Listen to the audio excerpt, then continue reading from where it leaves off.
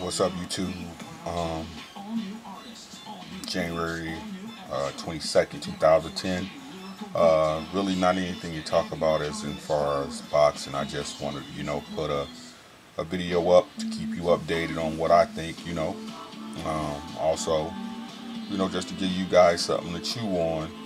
I talked about Devin Alexander, the fight, Timothy Bradley. A lot of people got Bradley winning that fight. I just can't. I mean, I can see it, but it'll be a hard job for him.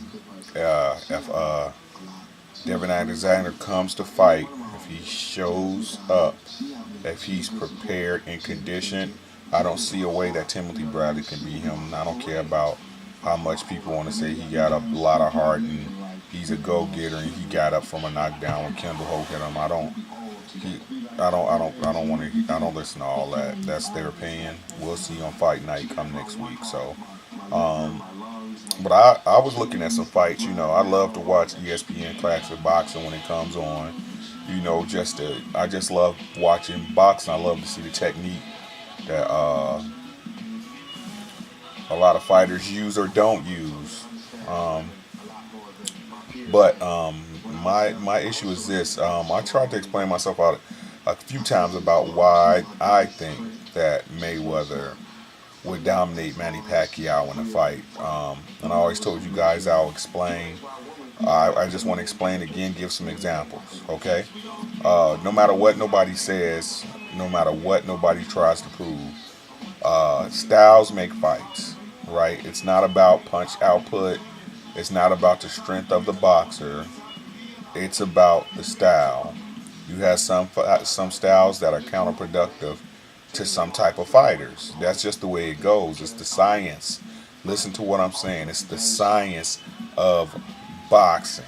Science. Yes, there is a science. There's a formula to it, right?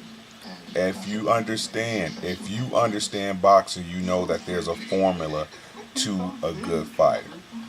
But I digress. Let's get into it. Now, a lot of people feel because Manny Pacquiao is the greatest offensive fighter of all time that he'll be able to just walk over Mayweather no problem. I digress. I do not agree as Manny Pacquiao is the greatest offensive fighter of all time. Not at all. To me, the greatest offensive fighter of all time in his prime was Mike. That is Iron Mike Tyson. He was devastating. There was nobody, I don't give a care what your skill level was. If you did not know how to box, there was no way for you to beat Mike Tyson. There was no way. He could take a good punch, and he kept coming. He had great footwork, decent defense. He was a beast. He was a monster. As I say about Manny Pacquiao, offensively, he is a monster. But Mike Tyson, when not prepared for a boxer, got beat. Now, a lot of people want to play the outside stuff, the stuff outside of the ring. He wasn't prepared. His corner didn't react correctly. Yes, we know that's part of it, but it's a very minuscule part, right? The fight, Mike Tyson got outboxed. Buster Douglas kept him on the end of that jab, moved around, and didn't let Mike Tyson settle on him.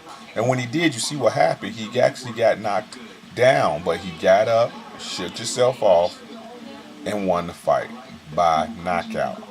Right? It's no different for the past over time that's the way it goes. For example, George Foreman versus Muhammad Ali. Foreman, the greatest offensive fighter of his time. It, People were scared to fight George Foreman. There's no denying that, right? He came up against a boxer in Muhammad Ali and got his socks boxed off. It's the science of the business.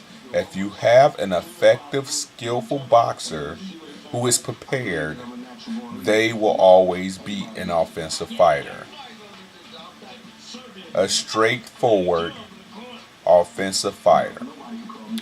Recent history, let's go into it, right?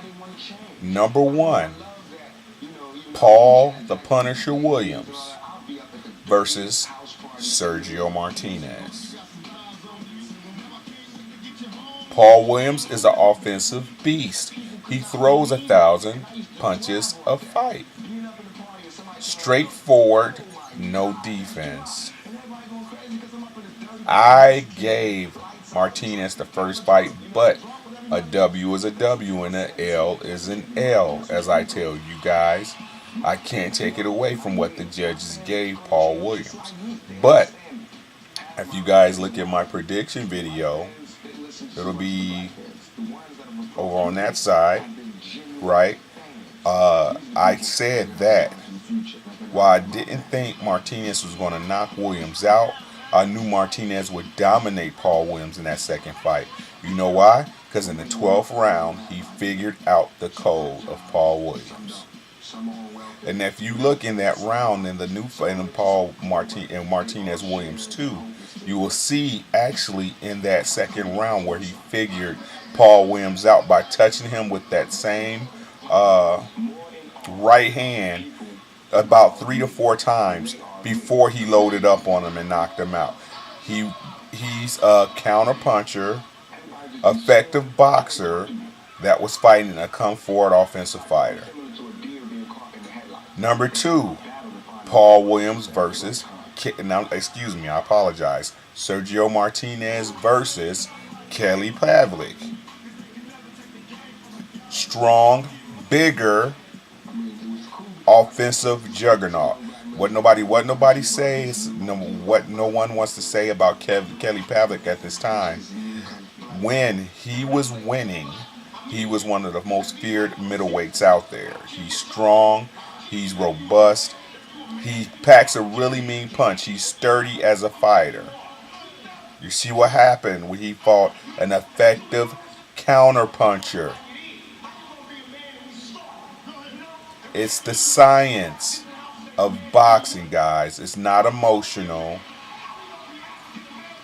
It's not hard. It's science.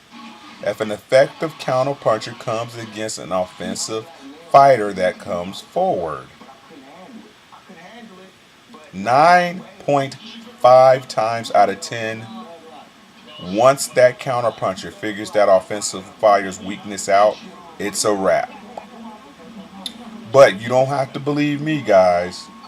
Check out the videos. I'm sure you can YouTube it right now on HBO On Demand. If you do have on-demand services in your area on your cable or satellite provider, with HBO you can actually watch that Pavlik Martinez fight, but also the Williams Martinez fight version 2. And we all, I'm sure, remember the day Mike Tyson got beat by Buster Douglas. I remember it. I was watching it, so. And I know you guys know boxing history, so you saw what happened to George Foreman. But that's just my personal opinion, guys. Again, I'm no expert. I don't get paid for this stuff. So leave your comments, suggestions at the bottom. Again, like I told you guys, I'm going to be putting up more videos. I don't think it's fair that I just put up when someone fights. So leave those comments, suggestions, haters, naysayers, agreeers, believers. I appreciate your time. It's the last days. 100.